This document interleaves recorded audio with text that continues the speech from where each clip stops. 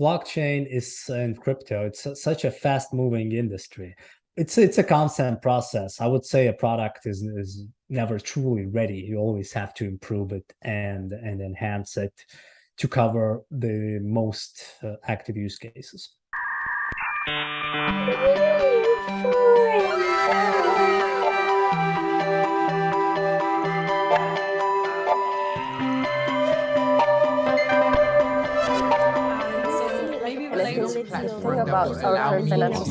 Hi everyone, it's Jordan from the NEWFORUM team. NEWFORUM is the community podcast that invites purpose-driven visionaries, creators, and investors to spark accessible conversations on the topics of crypto, the metaverse, NFTs, and everything Web3. On today's episode, NEWFORUM is very happy to have Tom Tirman, CEO of PARSIQ. We are going to discuss the importance of understanding blockchain data and the vision of PARSIQ overall. So Tom, welcome to the episode. Hi, Jordan. Thank you very much for having me here. Yeah, pleasure. So first question is, how did you get into Web3 and really what has kept you in the space to this day? I have a background in law, so I finished law school, never practiced, and I worked mostly in traditional finance and fintech. So technology has always interested me. And I was too young during the internet revolution, and I'm from Estonia, and Europe was quite behind on internet adoption.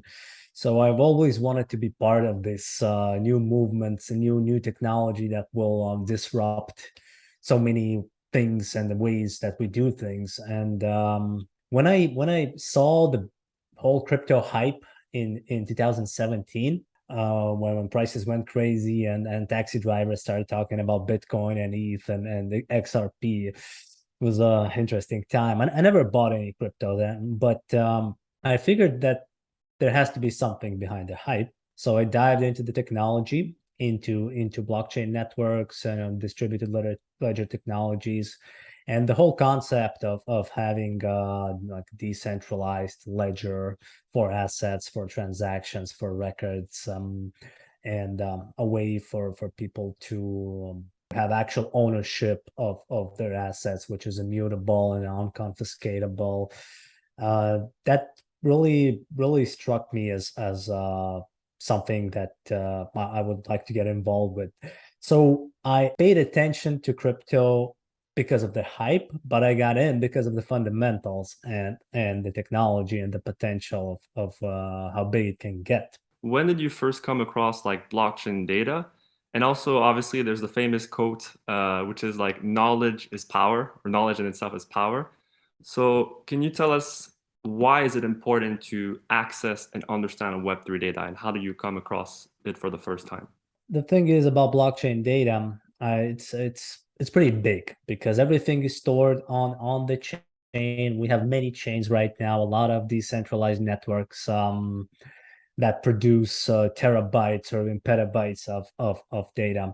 And the problem with it is that if you want to get something, if you want to see anything, like any kind of transaction, any interaction between two persons, two entities, you don't have a good way to do that. I mean, search engines, Google solved that problem. You know, they're indexing the internet. They have an algorithm that allows you to get the most relevant results in the fastest manner. But in the blockchain, things aren't really so miners mine blocks and transactions are stored there. So if you imagine a huge library with billions and tens of billions of books, and they are not sorted by genre, by author, by anything, and they're just being brought in there. So how long does it take you to find the book you need? And that's the issue, and this is pretty much what we're currently trying to solve. So yeah, so you started touching on it. So you saw this issue with data, and then came PARSIQ. So how did PARSIQ really come to be, and mainly what are you trying to solve, and what is the main vision? You started answering it before this question. Yeah. First, we figured that there's a lot of use cases. Blockchain is used for a lot of things. I know that you can start with like speculation and trading and investment, and getting actionable real-time data about assets moving can give you an edge in trading. And there are other use cases. There's been a lot of like fraud and crime on the blockchain in the earlier days, especially. So what if you could track it in real time and see like where it goes? What if you could prevent it or do something to mitigate it? So the takeaway was that timely reaction to things happening on the blockchain gives you an edge, whether you're a trader or investor, or anything else. This is where the idea of PARSIQ came because how can you get the most relevant data the fastest to react on it? And that was the initial concept, real-time data monitoring. That was in 2018, so we came up with the concept. We came up with the architecture, and we started building in January 2019. And a beta version of the product was live by August of 2019. And this allowed users to monitor many different chains, monitor any types of events happening there, whether it's asset transfers, smart contract transactions. And we've been able to build it in a way that you can get data at the earliest possible level. So it doesn't have to be completely mined with all the confirmations. It could be like at the level of one confirmation, two confirmations, or even at the mempool level. So at the earliest possible level to give you an edge. So when you go on the website of PARSIQ, there's actually one of the products, if you can call that product, that is highlighted the most is Tsunami API. Could you explain when you came up with the idea precisely, and also what are the different use cases today? Not only what is it, but who is actually using it and for what reasons, so we can get a better sense of how it's used. Absolutely. So the initial PARSIQ product, it had a lot of great use cases. It had the quite good adoption, and we got a lot of users and clients. But we started running into sort of hitting a ceiling, hitting a wall, because it didn't cover the myriad of use cases for blockchain data, because real-time events they don't solve all the pain points of people building in the space. So the concept of Tsunami API came late last year, where we figured that we cannot service these clients, these users, these enterprises, because we don't have historical data. We only provide real-time data. What if you have to go back in time and collect whatever you need, and you need to do it fast? Whether it's because you're building an application where you have to show it to your own users, or it's for your internal purposes. But historical data and a convenient, efficient way to access that historical data was missing. So what we did, we indexed all of the chains that we supported, and stored this data in a database, and allow very fast querying. So Tsunami API pretty much allows you to ask PARSIQ for any kind of events as far back as you want, even to the genesis block, to the deployment of the blockchain. Do you have a specific example of, I know like a couple, if we can name them this way, users or clients such as Fluidify or Binance? Like, could you give an example of how they've used the Tsunami API, if you have something in mind? They're all quite different use cases, because someone wants to show statistics of their own application on their website. And they want to do it, it needs to be up to date and real time. So they constantly ask Tsunami API, give me the latest data on deposits into this pool, or give me the latest data on trades or swaps in these specific pools.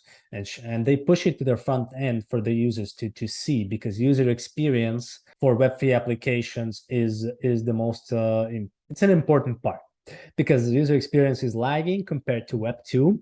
And PARSIQ's aim is to improve that by providing the user the most relevant data. So right now, Tsunami API is a developer-centric. So developers from startups, projects, enterprises working in Web3 or in any way utilizing Web3 are using the Tsunami API to get the most relevant data about whether their own product, their own smart contracts, or third-party smart contracts, and push it to their front end of their application for their users to see, react to, and do things. For example, portfolio trackers.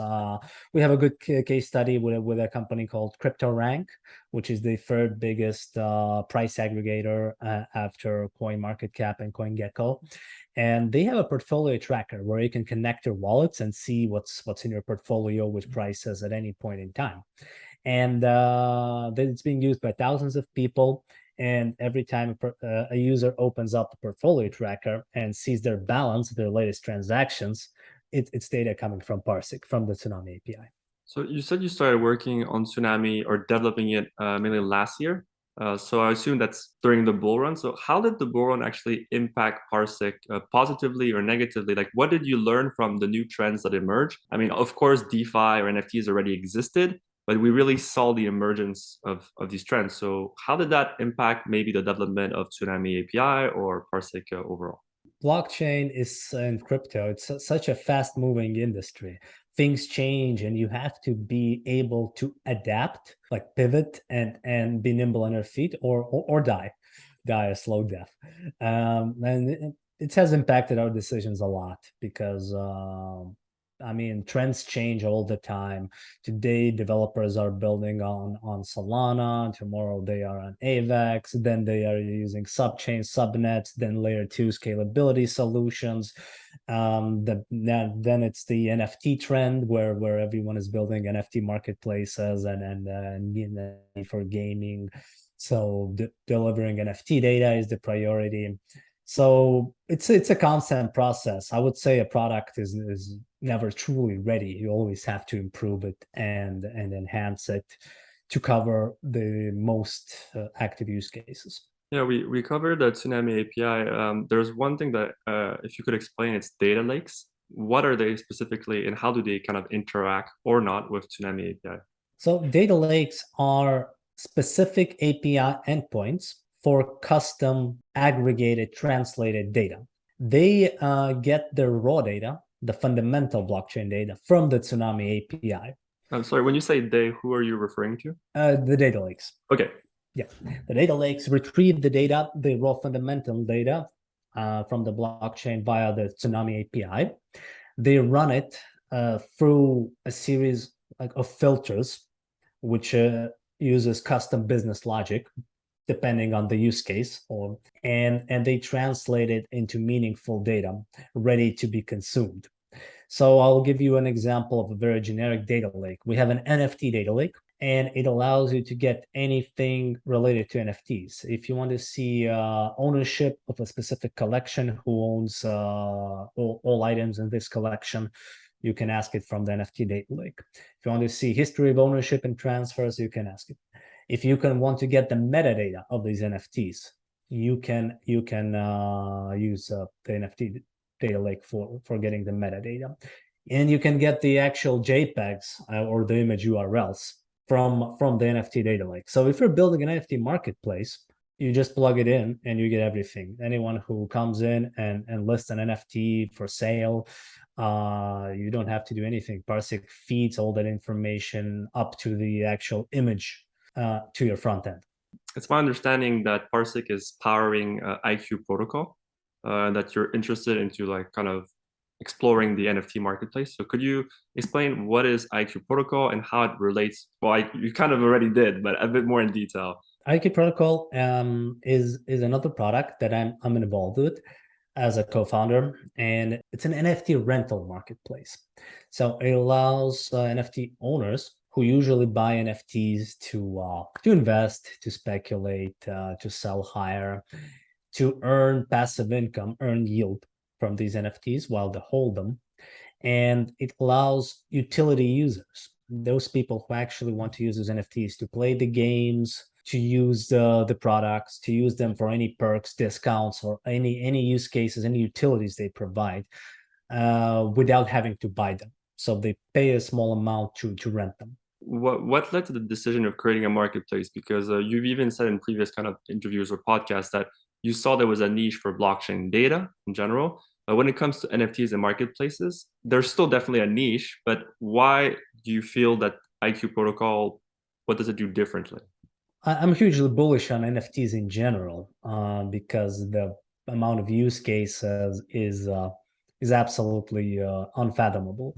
And I believe NFTs will have a huge bull run of their own, and they will also usher a new wave of adoption. I'm thinking the next, 100 million people to come into crypto will be through NFTs and gaming specifically as well, but NFTs in general. And there are a lot of places where you can speculate on these NFTs, mint them, sell them, buy them. But I feel the underlying value of the NFTs will be very often about the utility of these NFTs. What are you the most bullish on when it comes to utility in NFTs? Like, do you have a specific, use cases in mind? You mentioned gaming, of course. Could it be data NFTs, music NFTs, or is it subscriptions? Like, what are you So bullish on? all of the above, really. So many possibilities because we can tokenize non-fungible things and actually own them, sell them, even rent them via IQ protocol. And we create a secondary market for things that didn't have one. So imagine tokenizing hotel bookings using NFTs. So you book a hotel, a popular hotel, but you book it a year in advance for high season, and then you get an NFT, which represents the right to stay at that hotel. And when it comes high season, you can actually resell it to someone. And I don't know, software subscriptions, music subscriptions. It's Yeah, the low list yields. is There's everything. advertising spots, for banners and things on websites could be tokenized where you can buy them, sell them because you feel this website will have a lot of traffic in the future. So you can speculate on the value. You can buy lots there as NFTs or rent them out for others to advertise on. It creates, whole new financial rails.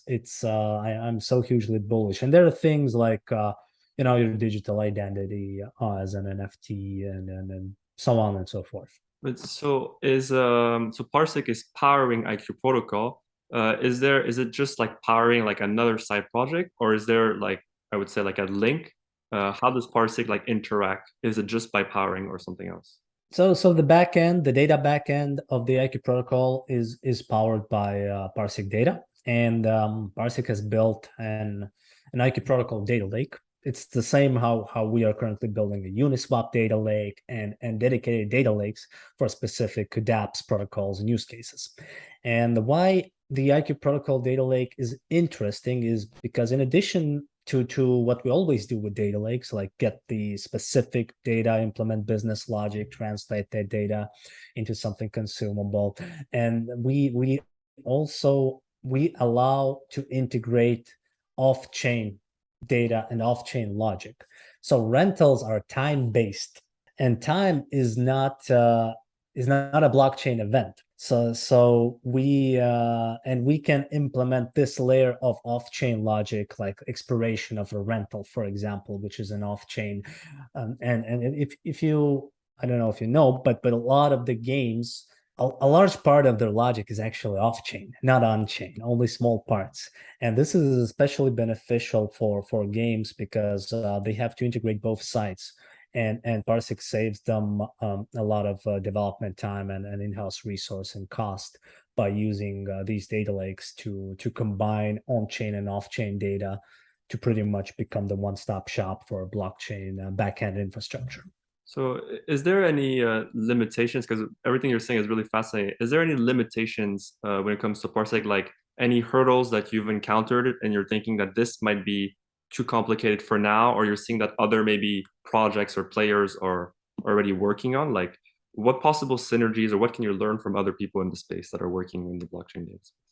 In terms of hurdles, if we're talking about the suite of products for PARSIQ specifically, the emergence of so many different chains that run on different, consensus mechanisms and different architectures is a pain point because we have no problem adding support for EVM compatible chains and some non-EVM compatible chains.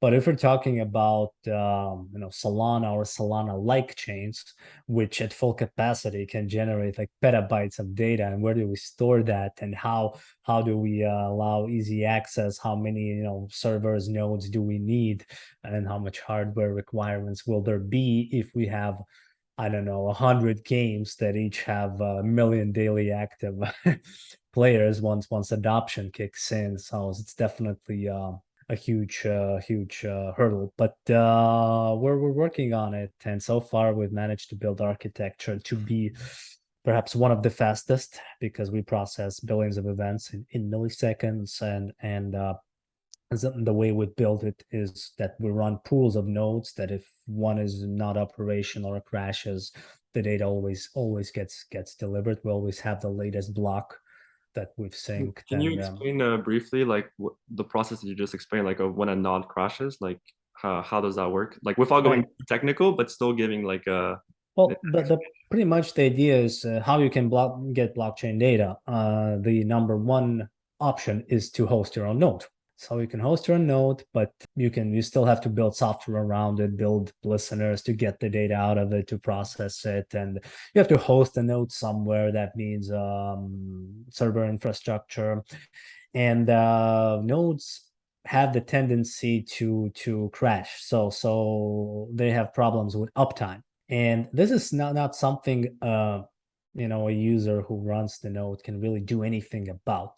And if you need a constant flow of data, and if you need uptime, so running your own node is not an option. So you can go to node as a service, things like NEWFORUM, and it's also just a proxy to the node. You still have to build stuff around it to get the data out of it.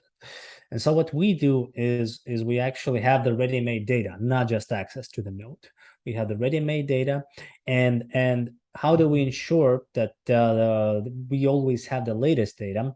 Is that we run pools of nodes. There's not just one node for each chain, but there are many nodes in different geographical locations to decrease latency, so that if one goes down and has some uptime error, the other one still delivers the latest, syncs the latest block into the database, and you can get your data on time. So how do you interact with other chains and grow your ecosystem? Like, is it, as you mentioned, it's a different process for each chain, right? Like, or how have you grown your ecosystem through time? Well, purely just integrating a chain, it's technical work. Our team has a lot of expertise, but we're also close in terms of ecosystem. We're very close to teams of these layer one protocols, like Polygon, the teams of Polygon, Ava Labs, BNB, and so on. So we work very tightly with them on both technical issues, if they have network upgrades, if they have launched new layer two chains, sub chains, and so on. So we can support them,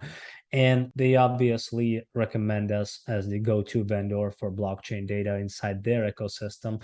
So the developers and people building on their chains know that they don't have to build this themselves and deal with the complexities and spend the money, so they can just come to PARSIQ. So it's like a mutually beneficial collaboration to expand the ecosystem. I'll take this opportunity to say that all the information, if you want to go more in depth with regards to PARSIQ, you can go on their website and there's a lot of information out there. How do you educate your community, Tom, on these topics, and even users outside of your community? Like how do you grow, especially in this bear market? Education is a big pain point in the industry, because we want adoption, but there's friction. People cannot come in, and because they are not educated, they don't know how to use blockchain, and so they go to like centralized service providers who provide this abstraction that we do everything for you. We host your we hold your money, and you just have a very easy UX UI. And we saw how that went with Celsius, Voyager, FTX, and so on and so forth. So for people to get on board and actually use non-custodial solutions, use DeFi, use the real Web3, we need a lot of education, and it's going to be a long process, because people don't like to change what they're used to, their comfort zone. We are trying to put out educational content, do educational campaigns with our partners, I try to go to conferences and explain things there.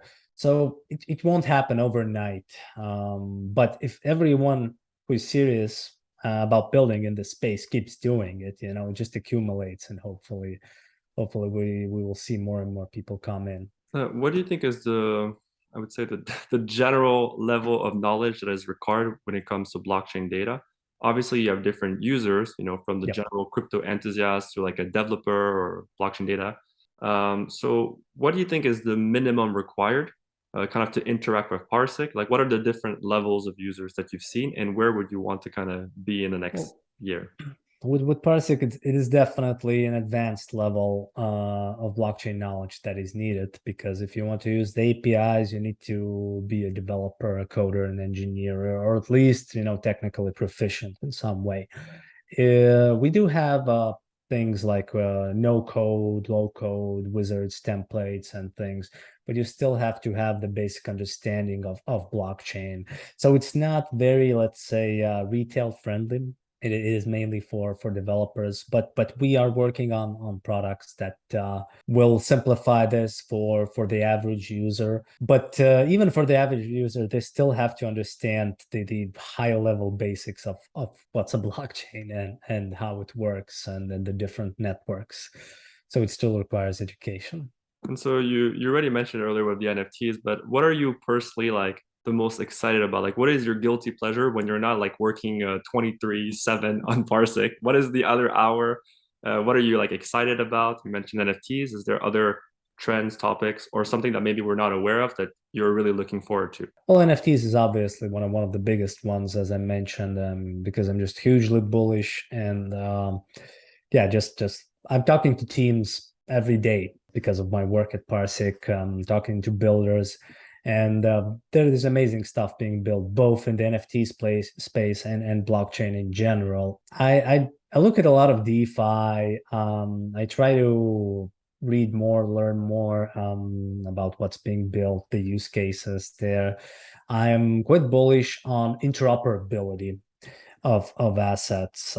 So that means bridges, but any kind of interoperability, because we live in a multi-chain future, and interoperability for NFTs and interoperability for utility, and it's a big thing. So if we can build a layer that would make all these different worlds interoperable, I mean, the value gain would be quite immense. So these are the things I'm looking at most. When you think of the potential future, let's say virtual reality, augmented reality, potential multiple metaverses, how do you see PARSIQ interacting with these new concepts that currently are at an experimental stage? Like, do you see how would you interact, let's say, with augmented reality or with a future metaverse? Have you thought about Well, it, or it's too early to look? for PARSIQ, it's simple. If the solutions with augmented reality, the AR, VR, and that we will see will have any blockchain rails, which means whether they use blockchain for micropayments or any kind of settlement, or they use NFTs for any kind of like in reality assets. This is where PARSIQ comes in for each and every use case, because blockchain data is what is our focus, and we are the infrastructure. We are the pipeline that delivers the data from the chain to wherever you want, whether it's within AR, VR, metaverse, or anywhere else. So we are the picks and shovels. We are the pipe that takes the data there. So I'd like to have your thoughts. Like, we know the general landscape and what happened recently with like events such as FTX.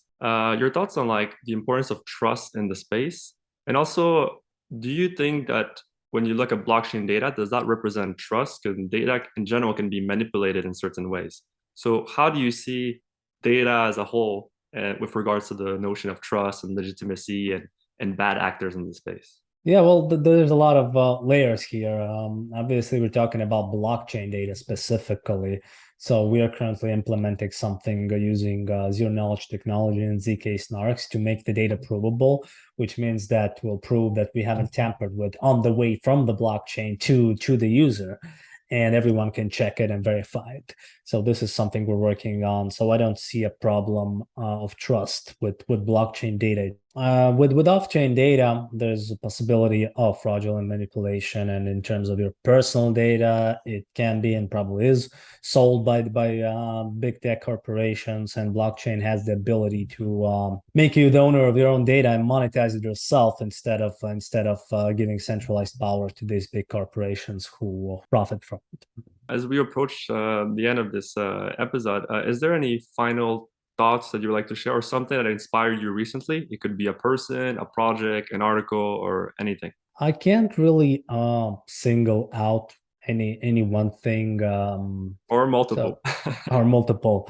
I'm very inspired by all the builders in the space, especially when markets go down, asset prices go down, and the builders who keep building, they're sometimes being laughed at, like it was in 18 and 19. Like, what are you doing? There's no interest in this space. Bitcoin is down to 16K and everything is down 95%.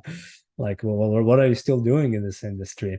And that's it's part of the cycle. So people who actually stay and build and come up with new innovative things to disrupt the way like our everyday lives and work and what we use, and eventually get adoption. And this is what inspires me, really. And if they get through the bad times, and the adoption curve will come.